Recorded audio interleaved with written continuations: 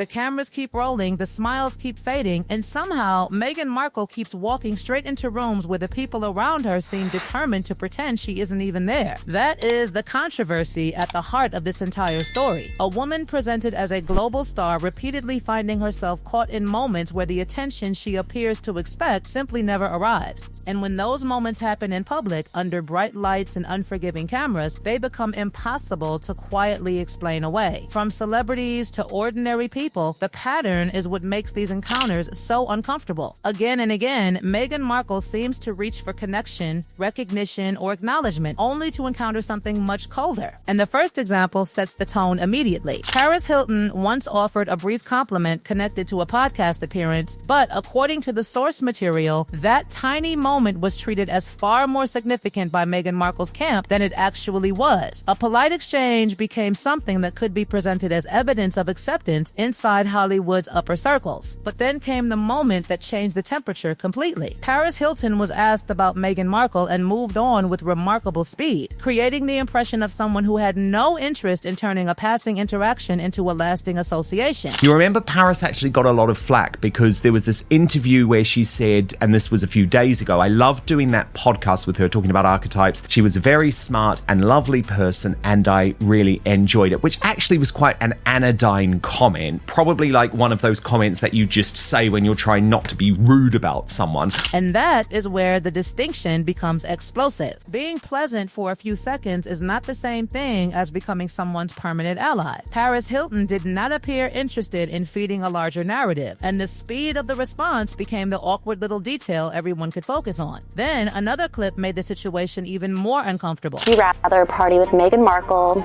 or Miley Cyrus? Miley.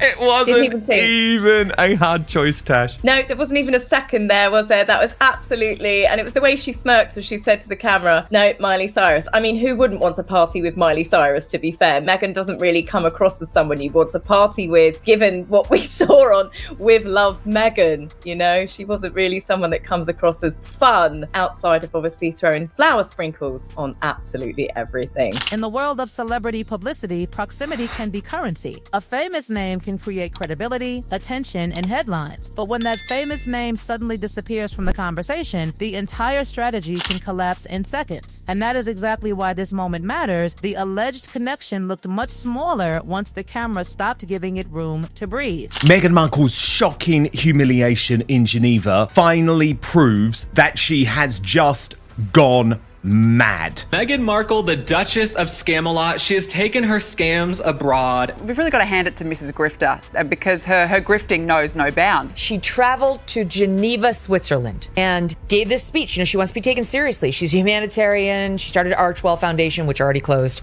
She flies all the way over there. And would you take a look at the crowd that showed up or didn't? Like literally nobody is on the side. They have all the ropes up to protect her from crowds coming. There's one woman in the background. No one is there.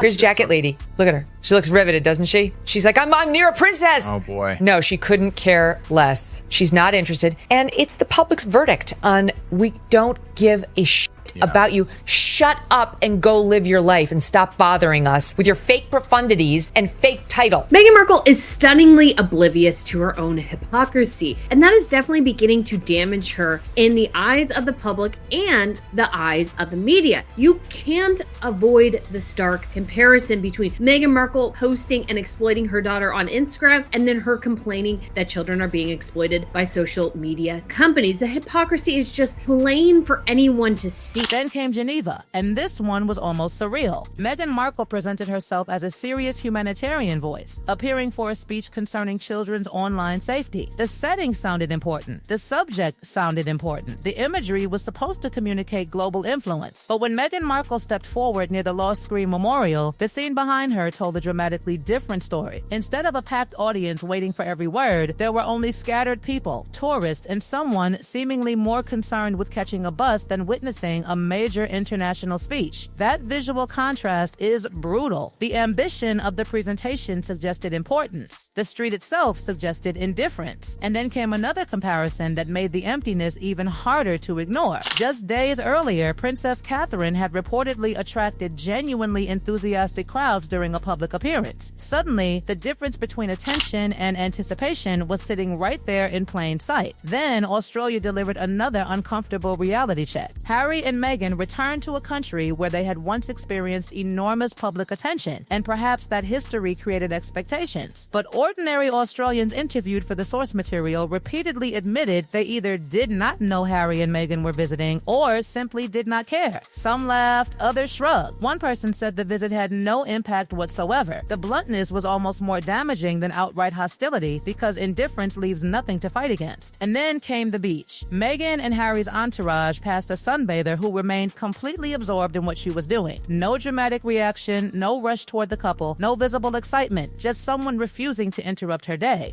The Sydney Opera House created another astonishing contrast. Barricades were reportedly positioned as though a crowd might arrive, but the expected masses simply were not there. Years earlier, enormous numbers of people had gathered, waving flags and camping out to see them. Now the empty space became the story. And just when you think the awkwardness could not possibly get worse, Paris Fashion Week delivered another confrontation. Kristin Scott Thomas became the focus of an intensely uncomfortable interaction in which Meghan appeared eager to connect, while Kristin Scott Thomas appeared determined to look elsewhere. The source describes Meghan trying to create conversation, gesture, laugh, and establish a moment while the other side seemed unwilling to participate. It became the kind of exchange where every second feels longer because the camera refuses to look away. The situation became even more uncomfortable when a model reportedly stumbled during a Balenciaga fashion event. Meghan was criticized in the source material for laughing, while others did not appear to react that way. Marcus Anderson also did not join in, leaving Meghan seemingly alone in that reaction. The camera captured the awkwardness, and once again, the smallest detail became the loudest clue. The person Meghan appeared to expect beside her did not follow. Then came David Foster. Meghan and Harry attended David Foster's charity gala in Canada, an event connected to his foundation's anniversary. Harry had previously described David Foster as an American father figure, making the encounter especially significant. So when Meghan extended her arm expecting a warm greeting, the camera captured something dramatically different. David Foster walked past, leaving her hand suspended in front of the cameras. That single gesture became the entire controversy. Was it deliberate?